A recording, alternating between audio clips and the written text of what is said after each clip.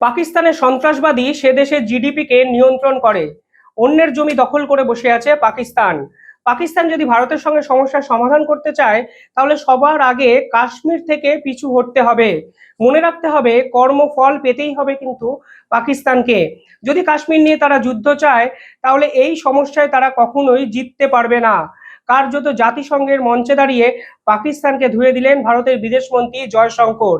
আর সেদিনই একটা খবর আমাদের সামনে প্রকাশিত হলো, ব্যয়ভার কমাতে পাকিস্তান সরকার নাকি 1.5 লক্ষ সরকারি চাকরি কর্মীকে তাদের যে বিভিন্ন পদ সেই পদ থেকে সরিয়ে দিয়েছে। মনে রাখতে হবে, এই পাকিস্তানি ঠিক দুদিন আগে বাংলাদেশের সঙ্গে বৈঠকে আশ্বাস দিয়েছিল তারা নাকি বস্ত্র শিল্পে বাংলাদেশকে বিভিন্ন ক্ষেত্রে সহায়তা করবে। সত্যি ভাবলে হাসিই পায় যে পাকিস্তান নিজের কোষাগারের অবস্থা বেহাল, সেই পাকিস্তানি নাকি ভারতের প্রতিবেশী দেশ বাংলাদেশকে বিভিন্ন ক্ষেত্রে সুরক্ষা প্রদান করবে। 1947 সালে ভারত এবং পাকিস্তান একসঙ্গে পথ চলা শুরু করলেও পাকিস্তানের অর্থনৈতিক পরিকাঠামো আজ রীতিমতো ভগ্নপ্রায়। ঠিক সেখানে ভারতের জিডিপি এবং বৈদেশিক মুদ্রা সঞ্চয় ভারতবর্ষকে অন্যতম প্রভাবশালী দেশ হিসাবে বিশ্বে প্রতিষ্ঠিত করেছে। অর্থাৎ নাগরিকদের সুরক্ষা এবং অর্থনৈতিক স্বাচ্ছন্দ্যে ফেল করেছে কিন্তু পাকিস্তান সরকার। ঠিক সেখানে অর্থনীতির প্রশ্নে ভারতবাসীর অবস্থা বিশ্বের অন্য অনেক প্রভাবশালী দেশের থেকেও কয়েক গুণ এগিয়ে আছে। মনে রাখতে হবে, এই সুরক্ষা প্রদান করার কাজ শুধুমাত্র রাষ্ট্রের নয়, আমাদের পরিবারের সুরক্ষা প্রদান করার দায়িত্ব আমাদেরকেও নিতে হবে। কখনো আমরা কি কখনো ভেবে দেখেছি, আমাদের যদি কোনো জটিল রোগ হয় বা কোনো দুর্ঘটনার সম্মুখীন আমরা হই, তখন আমাদের পরিবারের সদস্যদের কি হবে? আমাদের পরিবারের মা বাবা কিংবা স্বামী স্ত্রী প্রত্যেকেই অনেক বিপদের মুখে পড়তে পারেন আমাদের অবর্তমানে, কারণ আমরা কখনোই জীবন নিয়ে কোনো ব্যাকআপ প্ল্যান করি না। তাই আমাদের অবর্তমানে আমাদের পরিবারের সুরক্ষার দায়িত্ব আমাদেরকেই নিতে হবে বলে আমার মনে হয়। আর এর জন্য জীবনে দরকার প্রপার ব্যাকআপ প্ল্যান। আর টার্ম ইন্স্যুরেন্সই হলো এমন একটা ব্যাকআপ প্ল্যান যেটা আমাদের পরিবারকে ভবিষ্যতে সুরক্ষা প্রদান করতে পারে। আপনারা শুনলে অবাক হবেন, 600 থেকে 700 টাকায় 2 কোটি অবধি টার্ম প্ল্যান পাওয়া যায়। শুধু তাই নয়, এই রকম পলিসি 80 বছর অবধি কভারেজ দিতে পারে আপনাকে। রাইডারের সঙ্গে 59টি জটিল রোগকেও কিন্তু এই রকম পলিসি কভার করতে পারে। আপনারা চাইলে অ্যাক্সিডেন্টাল বিভিন্ন পলিসি আলাদা করে নিতেই পারেন। মনে রাখতে হবে, এই ধরনের টার্ম ইন্স্যুরেন্স আমাদের পরিবারের ভবিষ্যতের জন্য অত্যন্ত সুরক্ষিত এবং গুরুত্বপূর্ণ একটা জিনিস। আপনাদের কাজটাকে সহজ করার জন্য আমরা ভিডিও ডেসক্রিপশনে একটি লিংক দিয়ে রেখেছি। আপনারা সেই লিংকে ক্লিক করে 51টি আলাদা পলিসির সঙ্গে তুলনা করে আপনাদের নিজের পছন্দ মতো টার্ম ইন্স্যুরেন্স কিন্তু বেছে নিতে পারেন। আরও শুনলে অবাক হবেন, এই রকম টার্ম ইন্স্যুরেন্স ব্যবহার করলে 40C এর অধীনে 1.5 লক্ষ টাকা অবধি কর ছাড় পাওয়া যায়। আপনারা যদি পলিসি বাজারের মাধ্যমে এই ধরনের টার্ম ইন্স্যুরেন্স নেন, তাহলে 24 ঘন্টা এবং 7 দিনের ক্লেম অ্যাসিস্ট্যান্স সাপোর্ট কিন্তু আপনারা পেতে পারেন। এছাড়া আপ টু 10% অফ পাবেন প্রত্যেকটা টার্ম ইন্স্যুরেন্সে। অর্থাৎ আপনারা এই ডেসক্রিপশন থেকে নিলে অতিরিক্ত 10% ছাড় পেতে পারেন টার্ম ইন্স্যুরেন্সে। এবার নিজেদের থেকে দেশের কথায় ফিরি। এদিনই পাকিস্তানকে কড়া বার্তা দিয়েছেন ভারতবর্ষের প্রতিরক্ষা মন্ত্রী রাজনাথ সিংহ। তিনি বলেছেন, যদি বন্ধুত্ব থাকতো তাহলে IMF এর থেকেও বেশি অর্থ সাহায্য করতাম পাকিস্তানকে। পাশাপাশি এদিনই পাকিস্তান সরকার অর্থ ভার কমাতে পাকিস্তানের 6টা মন্ত্রণালয়কে কার্যত বাতিল ঘোষণা করলো। ভাবলে অবাক লাগে যে দেশটি IMF থেকে $7 বিলিয়ন ঋণ নিয়ে বসে আছে, তারাই আবার প্রতিবেশী দেশকে আর্থিকভাবে সহায়তা করবে বলে আশ্বাস দিয়েছে। আর বাংলাদেশ সরকার কার্যত পাকিস্তানের ট্র্যাপে পড়ে আনন্দে নাচতে শুরু করে দিয়েছে। বাস্তব জ্ঞানহীন সম্পূর্ণ একটি সরকার, যার রাজনৈতিক দূরদর্শিতা না থাকলে যে কি হয় তা পাকিস্তান এবং বাংলাদেশের বর্তমান অবস্থা দেখেই কিন্তু বোঝা যাচ্ছে। আর এই সব কিছুই আলোচনা করব আজকের এই ভিডিওতে। আপনারা দেখছেন দ্য ইন্ডিপেন্ডেন্ট বেঙ্গল, আমি শিবম। যারা এই ভিডিওটি দেখছেন তাদের ছোট্ট একটা অনুরোধ, চ্যানেলটিকে একটু সাবস্ক্রাইব করে পাশে থাকা বেল আইকনটি ক্লিক করে দেবেন।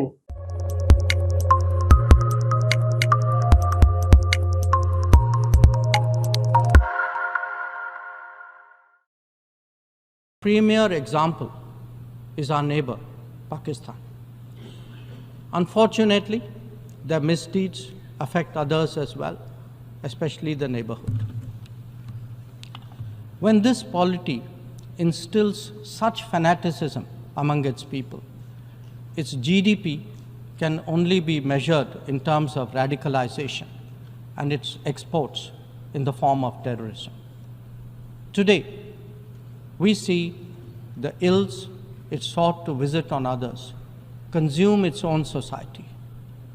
It can't blame the world. This is only karma. Madam President, a dysfunctional nation coveting the lands of others must be exposed and must be countered.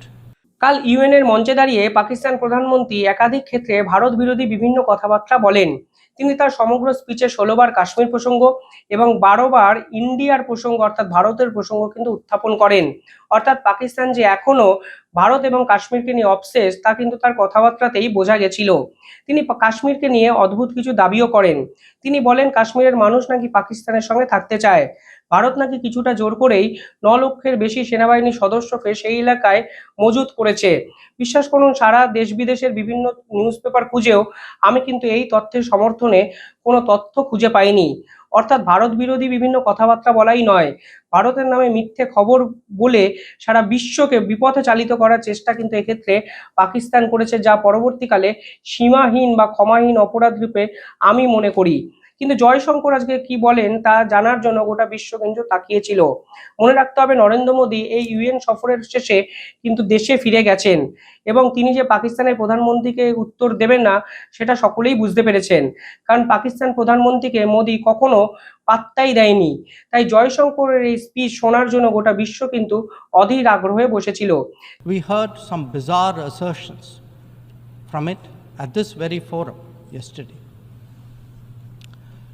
So let me make India's position perfectly clear. Pakistan's cross-border terrorism policy will never succeed, and it can have no expectation of impunity. On the contrary, actions will certainly have consequences. The issue to be resolved between us is now only the vacation of illegally occupied Indian territory by Pakistan, and of course the abandonment of Pakistan's long-standing attachment to terrorism. তিনি বলেন পাকিস্তান যদি ভারতের সঙ্গে সমস্যার সমাধান চায় তাহলে সকলের আগে কাশ্মীর থেকে তাদেরকে পিছু হটতে হবে এবং তারা যদি যুদ্ধ করতে চায় পার্টিকুলারলি কাশ্মীর নিয়ে তাহলে এই সমস্যায় কখনো তারা জিততে পারবে না।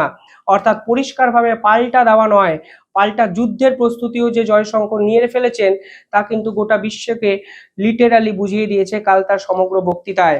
তিনি পাকিস্তান সম্পর্কে বলতে গিয়ে দুটো অত্যন্ত গুরুত্বপূর্ণ লাইন বলেন। তিনি বলেন Pakistan must be exposed and it must be countered. অর্থাৎ পাকিস্তানের স্বভাব চরিত্র সকলের সামনে এক্সপোজ হওয়া প্রয়োজন এবং এটাকে পাল্টা কাউন্টার করারও কিন্তু ভীষণ মাত্রায় প্রয়োজন আছে।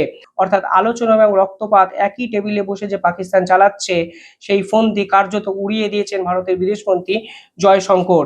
আর ঠিক সেদিনই পাকিস্তান সম্পর্কে আরো একটা খবর আমাদের চোখের সামনে এলো, কারণ ভারতের যে অর্থনৈতিক পরিকাঠামো তার তুলনায় পাকিস্তান যে ক্রমেই পিছিয়ে পড়ছে তা আমরা জানতাম, কিন্তু যে খবর এবার পাকিস্তান সম্পর্কে সামনে এসছে তা নিঃসন্দেহে পাকিস্তানের পক্ষে অত্যন্ত লজ্জাজনকও। কারণ পাকিস্তান সরকার সিদ্ধান্ত নিয়েছে 1.5 লক্ষের বেশি সরকারি পদ থেকে তারা কর্মী ছাঁটাই করবে, কারণ তাদের কাছে কোষাগারে পর্যাপ্ত পরিমাণ অর্থই নেই এবং দেশের যে অর্থ সংকট তা মেটাতে নাকি 6টি মন্ত্রণালয়কেও তারা বাতিল করার সিদ্ধান্ত নিয়েছে। ভাবতে পারেন, এরকমই একটা দেশ ঠিক দুদিন আগে বাংলাদেশের উপদেষ্টা ইউনুসের সঙ্গে মিটিং করে প্রতিশ্রুতি দিয়েছিল তারা বস্ত্র শিল্পের পাশে থাকবে এবং ভবিষ্যতে আর্থিকভাবে বাংলাদেশকে ভীষণ মাত্রায় সহায়তা করবে। আর সেই দেশটির যে খবর প্রকাশিত এলো সেখানে বাংলাদেশের থেকে সহায়তা যদি পাকিস্তান পায় তাহলে পাকিস্তান এই মুহূর্তে বেঁচে যেতে পারে বলে আমার মনে হয়। মনে রাখতে হবে এই পাকিস্তান কিন্তু সাম্প্রতিক সময়ে আইএমএফ থেকে প্রায় $7 বিলিয়ন ঋণ নিয়েছে। এখন আইএমএফ এর কর্তারা পাকিস্তানকে কড়া নির্দেশ দিয়েছে যে কৃষি বিভাগ, রিয়েল এস্টেট বিভিন্ন ক্ষেত্রে তারা যেন কর চাপায় এবং আইএমএফ এর ঋণ যেন তারা শোধ করে এবং সংস্কারের অংশ হিসাবেই আইএমএফ কে প্রতিটা মিনিট আপডেট দিতে বলেছে পাকিস্তানকে। আর রাজনাথ সিং এ বিষয়ে বলেছেন যদি বন্ধুত্ব থাকতো তাহলে আইএমএফ এর থেকেও বেশি টাকা দিতাম। মনে রাখতে হবে 2014 থেকে 2015 সালে 9,000 কোটি টাকার বেশি প্রতিবেশীর জন্য খরচ করেছে ভারতবর্ষ এবং পরবর্তীকালে এই পাকিস্তানের প্রধানমন্ত্রী এই ইউএনএ নজিরবিহীনভাবে বাংলাদেশের সঙ্গে একটি মিটিং করেছে, কিন্তু নিজেদের ইকোনমিক্যাল স্ট্রাকচার এবং রিফরমেশন যেখানে প্রয়োজন সেখানে বিশ্বের বিভিন্ন দেশকে পাকিস্তান প্রতিশ্রুতি দিয়ে বেড়াচ্ছে যে তারা নাকি ইকোনমিক্যাল দিক দিয়ে তাদের সাপোর্ট করবে, পাশে থাকবে, যা চূড়ান্ত হাস্যকর বলে আমার অন্তত মনে হচ্ছে। পাশাপাশি এই ইউএনএ বিভিন্ন দেশের প্রতিরক্ষা মন্ত্রী এবং বিদেশ মন্ত্রীরা কিন্তু উপস্থিত ছিল। তাই পাকিস্তান এবং বাংলাদেশ ভীষণ মাত্রায় এখানে সার্কের একটি মিটিং করতে চাইছিল। মনে রাখতে হবে এই সার্কে কিন্তু দক্ষিণ এশিয়ার বিভিন্ন দেশ কিন্তু অন্তর্ভুক্তিকরণ আছে। এই সার্কের কিন্তু শেষ মিটিং হয়েছিল 2017 সালে। মনে রাখতে হবে শেষ মিটিং এর পর ভারতবর্ষ কিন্তু এই সার্কের মিটিং লিটারালি বয়কট করে। তাই এবার পাকিস্তান এবং বাংলাদেশ ভীষণ মাত্রায় চাইছিল ভারতের বিদেশমন্ত্রী জয়শঙ্করের সঙ্গে কথাবার্তা বলে যদি ইউএনএ বা এই আমেরিকা সফরের মাঝে একটি সার্কের মিটিং সংগঠিত করা যায়। মনে রাখতে হবে 2017-তে কোভিডের সময় ভারত কিন্তু কোভিড আক্রান্ত বিভিন্ন দেশকে ভ্যাকসিন দিয়ে সাহায্য করেছিল। কিন্তু এতদিন পরে হঠাৎ করে সার্কের মিটিং কেন পাকিস্তান এবং বাংলাদেশ করতে চাইছে তা নিয়েই বড় প্রশ্নচিহ্ন কিন্তু ভারতের একাধিক কূটনীতিবিদ তুলে দিয়েছিল। মনে রাখতে হবে ঠিক কিছুদিন আগে বাংলাদেশের পররাষ্ট্র উপদেষ্টার সঙ্গে একটি মিটিং করেছিলেন ভারতবর্ষের বিদেশমন্ত্রী জয়শঙ্কর। কিন্তু সেই মিটিংয়ে দুই দেশের ইন্টারনাল পলিসি নিয়েই অনেক বেশি করে আলোচনা হয়েছে। মনে রাখতে হবে সার্ক একটি আন্তর্জাতিক প্ল্যাটফর্ম, তাই একই প্ল্যাটফর্মে ভারত যে পাকিস্তানের সঙ্গে বসবে না, জয়শঙ্কর লিটারালি সেই প্রস্তাবকে রিজেক্ট করে ভারতের অবস্থানকেই জোরালো করেছে এবং পাকিস্তানের সঙ্গে একই সঙ্গে আলোচনা এবং রক্তপাত যে সম্ভব নয় তা কিন্তু স্পষ্টত বার্তা দিয়ে বুঝিয়ে দিয়েছে জয়শঙ্কর।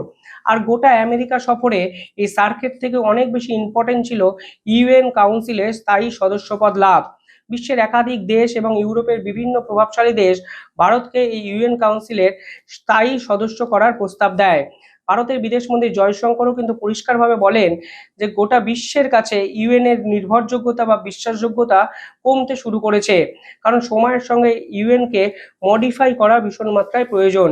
এই ইউএন যখন যাত্রা শুরু করেছিল তখন এর সদস্য সংখ্যা ছিল 51টি দেশ, বর্তমানে তা বেড়ে 193টা দেশ হয়েছে এবং সহযোগী দেশ হিসাবে প্রতি 2 বছর অন্তর বিভিন্ন দেশকে ইনক্লুড করা হয় এখানে। পরবর্তীকালে বিশ্বের একাধিক দেশের প্রস্তাব মেনে ভারতকে হয়তো ইউএন এর স্থায়ী সদস্য করা হবে। কিন্তু ভারত বলেছে যেভাবে বিশ্ব অগ্রগতি হচ্ছে, যেভাবে বিশ্বটা বিভিন্ন ক্ষেত্রে এক্সপ্যান্ড হচ্ছে, ঠিক সেখানে ইউএন এর সদস্য হিসাবে একমাত্র দেশ হিসাবে ভারতকেই স্থায়ী সদস্য করা হোক পরবর্তীকালে। আর যদি ভারত স্থায়ী সদস্য ইউএন এর হয়ে যায় তাহলে কিন্তু ইতিহাসে এর থেকে বড় ঐতিহাসিক নজির কিন্তু কোনোদিন আর ভারতবর্ষের জন্য হতেই পারে না। অন্তত ভারতের বিদেশ নীতি বা কূটনীতি যে বিশ্বের অনেকগুলো দেশের থেকে অনেকাংশে এগিয়ে তা কিন্তু জয়শঙ্কর লিটারালি প্রমাণ করলেন এই আন্তর্জাতিক মঞ্চে। আর অন্যদিকে বাংলাদেশ এবং পাকিস্তান ভারত বিরোধী বিভিন্ন কথাবার্তা বলে নিজেদেরকে দিনের পর দিন যেন পিছিয়ে নিয়ে যাচ্ছেন। যাই হোক, আপনারা কি ভাবছেন গোটা বিষয়ে?